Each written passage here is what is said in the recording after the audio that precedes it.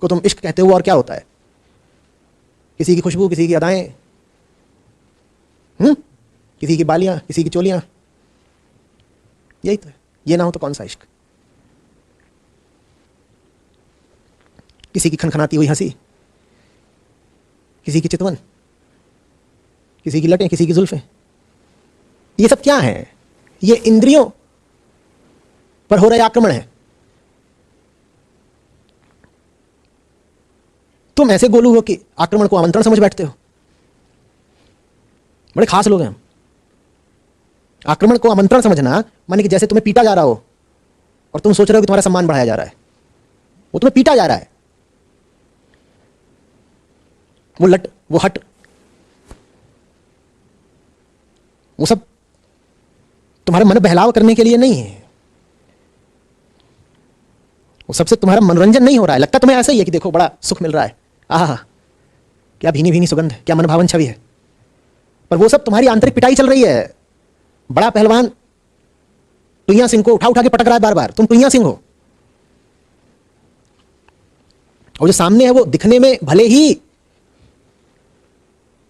दुबली पतली सी हो और गांवा पहलवान है।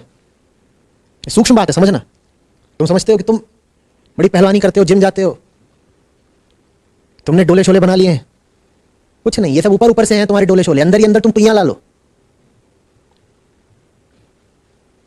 जरा सा तुम पर रूप, यौवन, छवि का धक्का लगता है, तुम झट से गिर पड़ते हो। ये मजबूती की निशानी है कमजोरी की? तो कमजोर को टुइयां नहीं बोलूं तो क्या बोलूं?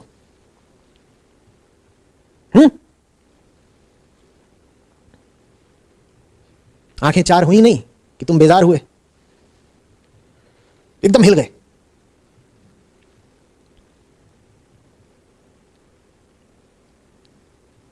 और सामान्यतः कोई आदमी अगर पिटता है तो उसमें इतनी अकल तो होती है कि जान जाता है कि उसकी पिटाई हो रही है। इन मामलों में तब तुम्हारी पिटाई होती है, तुम्हें लगता है कि तुम्हारी बड़ी खातिरदारी हो रही है। वो पिटाई ही रही होती है, लेकिन ये बात जाहिर कुछ हफ्तों, कुछ महीनों, कुछ सालों बाद होती है।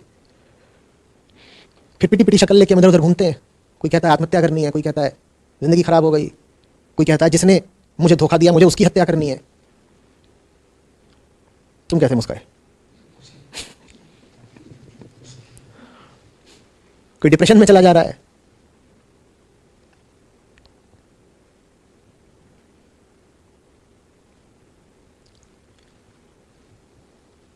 ऊपर ऊपर जो दिखाई पड़ता है उसके पीछे क्या चल रहा है ये समझने की ताकत पैदा करो।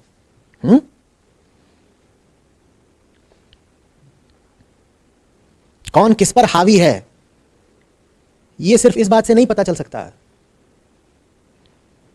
कि किसकी रस्सी किसके हाथ में है, कौन किस पर चढ़ा हुआ है।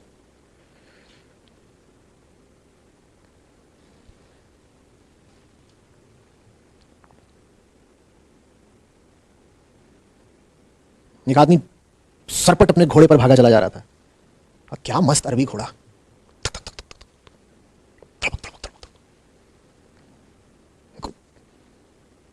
हवा बना हुआ था। तो भागते भागते ऐसे ही गुजरा एक कस्बे से। तो लोगों ने कहा मियां कहां इतनी तेजी से उड़े जा रहे हो? तो बोला यही बात तो बार बार इस घोड़े से पूछ रहा हूं।